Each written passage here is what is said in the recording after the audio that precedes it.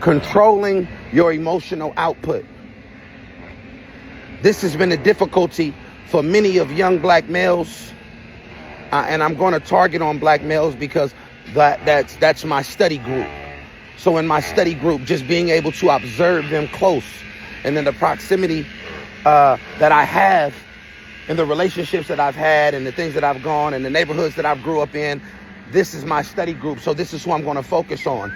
A lot of the people that come from the walks of life that we come from, they have a hard time with controlling their emotional output, their emotional content. And what I say about content, because we're in the content world, we're in the creation of content, and content rules the world these days because people are getting paid by marginalizing and monetizing their content output. But when we talk about this and diving into the dichotomy of emotional content, your ability to hold discernment, or how you interact, your responses. A lot of individuals that we have credited for being hard body, or being gangsta, or being manly, what we like to say in the streets, they just didn't have emotional control. And in that, it allowed them to be crash out candidates. It allowed them to go out and go say, let me show you who's more emotional, because there was nothing strategic about their signs and their ways of approach. The things that they did, they crashed out. Oh man, blood went pop, blood, but he didn't tell you that he refused to have a conversation with dude because nigga, I ain't talking to them niggas. I don't got nothing to talk about. They got me fucked up. They got me woo, woo, woo. And then you seen somebody unraveling, and in the unveiling of that, you saw lack of control. You saw somebody going out there displaying that they were still children.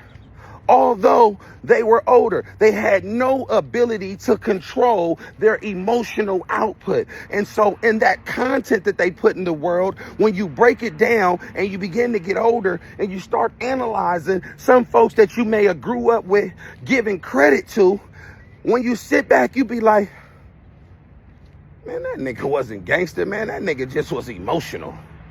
That nigga just was upset. He was just angry.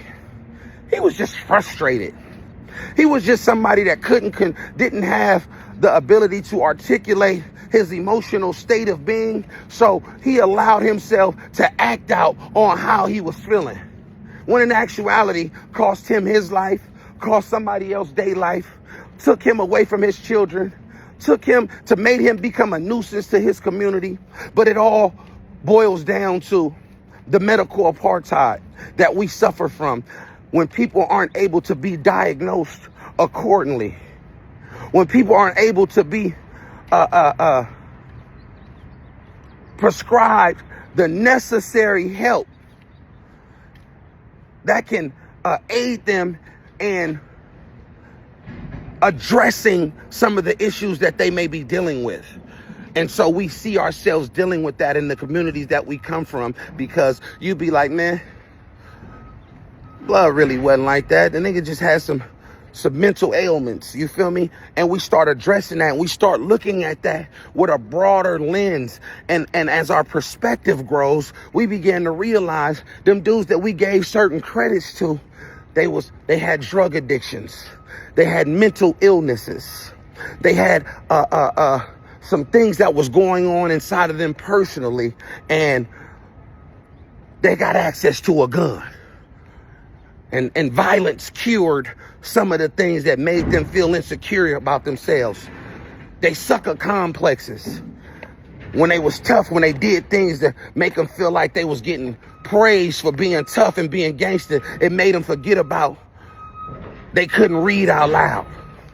I'm not here trying to criticize nobody. What I'm trying to do is bring to the surface what we're dealing with, what we're masking, because of our emotional content that we continue to keep putting out there.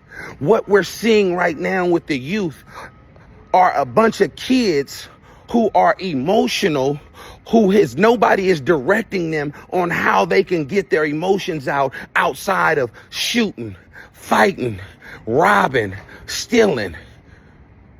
And you start seeing that like, damn, these kids are just emotionally unstable.